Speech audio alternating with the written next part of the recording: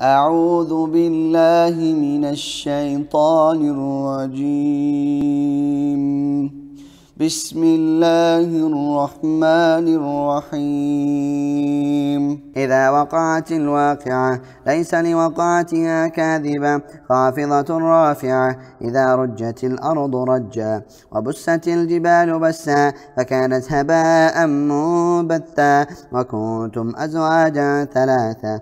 فأصحاب الميمنة ما أصحاب الميمنة وأصحاب المشأمة ما أصحاب المشأمة والسابقون السابقون أولئك المقربون في جنات النعيم ثلة من الأولين وقليل من الآخرين على سرر موضونة متكئين عليها متقابلين يطوف عليهم ولدان مخلدون بأكواب وأباريق وكأس من معين لا يصدعون عنها ولا ينزفون وفاكهة مما يتخيرون ولحم طير مما يشتهون وحور عين كأمثال اللؤلؤ المكنون جزاء بما كانوا يعملون لا يسمعون فيها لغوا ولا تأثيما إلا قيلا سلاما سلاما. وأصحاب اليمين ما أصحاب اليمين في سدر مخضود وطلح منضود وظل ممدود وماء مسكوب وفاكهة كثيرة لا مقطوعة ولا ممنوعة وفرش مرفوعة. إنا أنشأناهن إنشاء فجعلناهن أبكارا عربا أترابا. لأصحاب اليمين ثلة من الأولين وثلة من الآخرين. وأصحاب الشمال ما أصحاب الشمال في سموم وحميم وظل من يحموم لا بارد ولا كريم. إنهم كانوا قبل ذلك مترفين وكانوا يصرون على الحنث العظيم وكانوا يقولون أئذا متنا وكنا ترابا وعظاما أئنا لمبعوثون أو آباؤنا الأولون.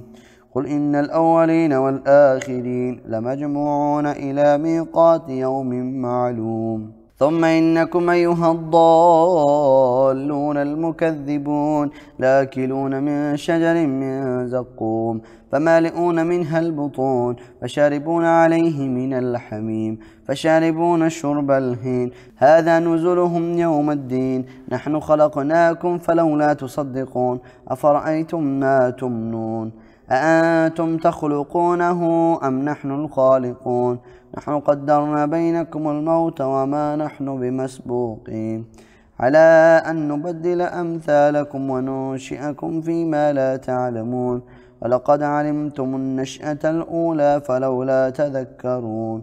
أفرأيتم ما تحرثون أأنتم تزرعونه أم نحن الزارعون لو نشاء لجعلناه حطاما فظلتم تفكهون إنا لمغرمون بل نحن محرومون.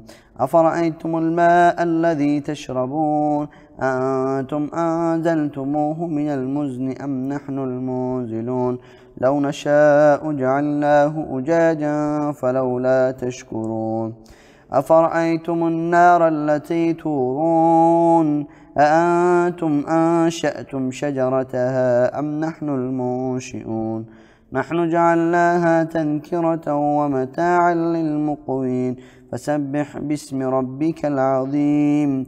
فلا أقسم بمواقع النجوم وإنه لقسم لو تعلمون عظيم. إنه لقرآن كريم في كتاب مكنون لا يمسه إلا المطهرون تنزيل من رب العالمين. أفبهذا الحديث أنتم مدهنون وتجعلون رزقكم أنكم تكذبون. فلولا إذا بلغت الحلقوم وأنتم حينئذ تنظرون ونحن أقرب إليه منكم ولكن لا تبصرون. فلولا إن كنتم غير مدينين ترجعونها إن كنتم صادقين.